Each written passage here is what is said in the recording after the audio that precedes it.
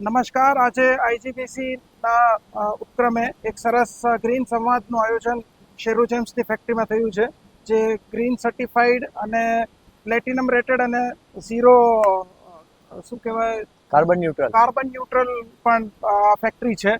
તમને દેખાશે આખું ગ્રીન ફેક્ટરી છે.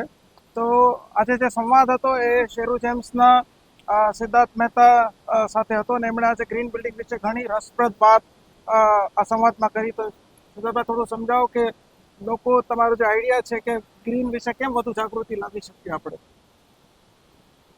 મિત્રો, ગ્રીન બિલ્ડિંગ એ કોઈ એક બિલ્ડિંગનું સર્ટિફિકેશન નથી. હા, એ બિલ્ડિંગથી શરૂ કરી શકાય, પણ એને બિલ્ડિંગ પર કે કોઈ બિલ્ડિંગ સર્ટિફાઈડ કરવા પર સીમિત કરવાથી એનું પોટેન્શિયલ આપણે રિયલ ટેપ નહીં કરી શકીએ. કોઈ બિલ્ડિંગને સર્ટિફાઈ કરવું ગ્રીન એ શરૂઆત છે, પણ અંત ક્યારે કરવાનો છે કે આ બિલ્ડિંગ જે ધરતી પર ઊભેલું છે, જે પૃથ્વી પર ઊભેલું છે, એ આપણા સૌનું ઘર છે. આ શેરુ જેમ્સ બિલ્ડિંગ કદાચ અમારું હોઈ શકે, પણ શેરુ જેમ્સ બિલ્ડિંગ જે ધરતી પર ઊભેલું છે એ પૃથ્વી તો તમારા બધાની, આપણા બધાની છે. તો આપણા દરેકની જવાબદારી છે કે આપણી જે બી જીવનની જરૂરિયાત હોય, આર્થિક જરૂરિયાત હોય, સામાજિક જરૂરિયાત હોય કે પારિવારિક જરૂરિયાત હોય, આ જરૂરિયાત પૂરા કરવા માટે આપણે જે પુરુષાર્થ કરીએ, જે વસ્તુ વાપરીએ, તેનો કોઈ બાદ નથી. પણ આ બધાની અંદર આપણે કેટલી જાગૃતિ લાવી શકીએ, કેટલો વેસ્ટ ઓછો કરી શકીએ, કેટલું સસ્ટેનેબલ બનાવી શકીએ, કેટલું એનર્જી એફિશિયન્ટ બનાવી શકીએ, આ વિચારને સાથે રાખવા માટે ગ્રીન બિલ્ડિંગ સર્ટિફિકેશન એક શરૂઆત છે.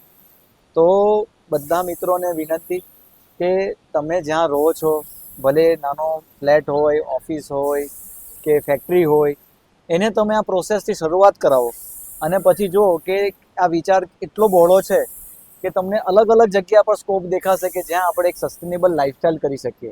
કેમ કે આપણને જે આ પૃથ્વી મળી છે ને, એ હજારો વર્ષ કોઈ આગળ જીવી ગયું અને રાઈટ રીતે જીવી ગયું, એના કારણે સરસ વૃક્ષવાળી, વનવાળી, શુદ્ધ હવા, શુદ્ધ પાણી, આવી પૃથ્વી આપણને મળી છે. તો એ આપણી જવાબદારી છે કે આપણા એક ટૂંકા 80-100 વર્ષના જીવનમાં એને એવી ન બગાડીએ કે આવાવાળી પેઢીને એમ થાય કે અમને આવું ઘર આપીને ગયા.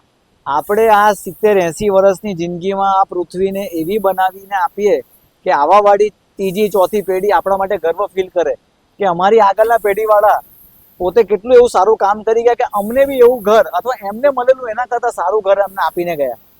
આપણે દરેક જણ પોતાના છોકરાઓને આપણને જે લાઈફસ્ટાઈલ મળેલી એના કરતાં સારી લાઈફસ્ટાઈલ આપીએ છીએ.